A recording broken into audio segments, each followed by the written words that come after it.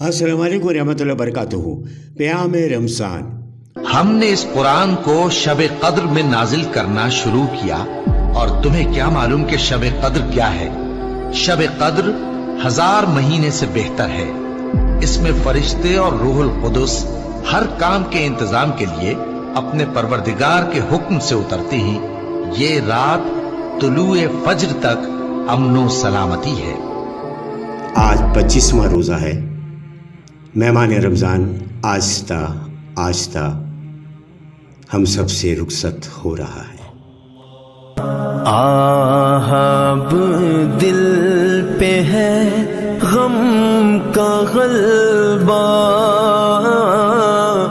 الوداع الوداع ماہ رمضان۔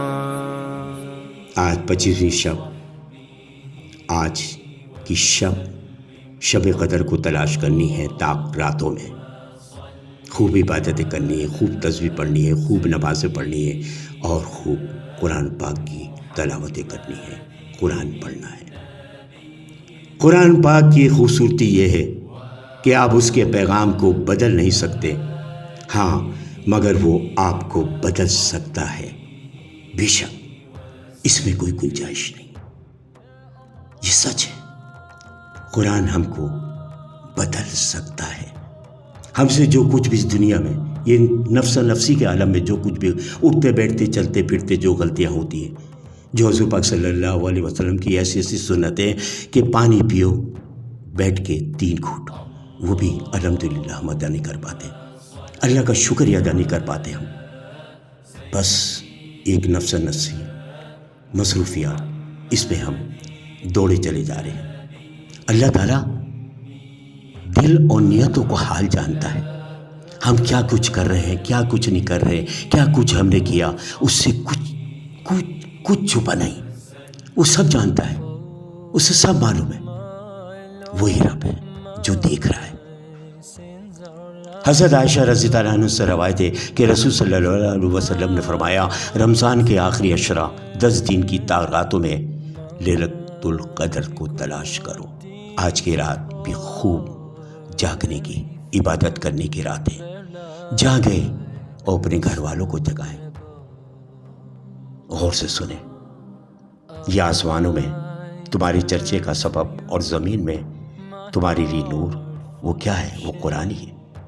یاد رکھیں، قرآن پاک اور اس کی تلاوت سے بہتر افضل کوئی عبادت نہیں۔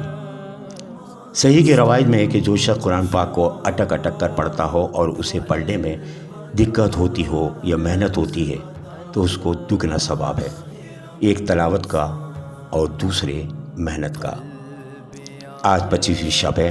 اللہ تعالیٰ کی خوب عبادتیں کیجیے، نمازیں پڑھیں، قرآن پاک پڑھیں اور اللہ کی تسبیح۔ یہ آخری عشرہ جہنم سے نجات کا ہے۔ استغفار کریں، مغفرت کی دعائیں مانگیں۔ یاد دلا دیں آپ الحمدللہ کا، اللہ کا الحمدللہ ادا کرنا نہ بھولیں، کیونکہ ہم نے ابھی تک جتنے بھی روزے رکھے ہیں سب اسی کا کرم ہے، اسی کا کرم ہے۔ آقا کی بات اب تک بنی ہوئی ہے، یا پروردگار عالم تو نے بھی ہمیں روزے دیے، یعنی کہ تحفے کی طرح، اتنا خوبصورت تحفہ۔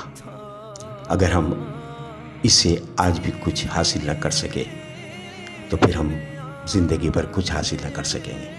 اٹھتے بیٹھتے چلتے پھرتے ہم کو الحمدللہ اللہ کا شکر بجا لانا چاہیے، خوب دعائیں مانگنی چاہیے، اور معافی کی بھی دعائیں مانگنی چاہیے، گناہوں کی بھی دعا مانگنی چاہیے۔ نہ جانے ہم سے اٹھتے بیٹھتے ہمیں خود بھی یاد نہ ہو، کیا بھول ہو گئی ہو، کیا غلطی ہو گئی ہو، کہ اللہ تعالیٰ ہمیں معاف فرمائے۔ وہی معاف کرنے والا، درگزر کرنے والا ہے۔ رات سونے سے پہلے ضرور سوچئے گا اس مبارک مہینے میں کوئی ہم سے غلطی یا بھول تو نہیں ہوئی، تاکہ اس کی تلافی کر لی جائے۔ دعا میں ہمیں ضرور یاد رکھیے۔ دعاؤں کا طلبگار سید محمد سلیم جلالی۔ شب قدر، شب قدر 1000 ماہ سے بھی ہے یہ برتر۔ شب قدر، شب قدر، شب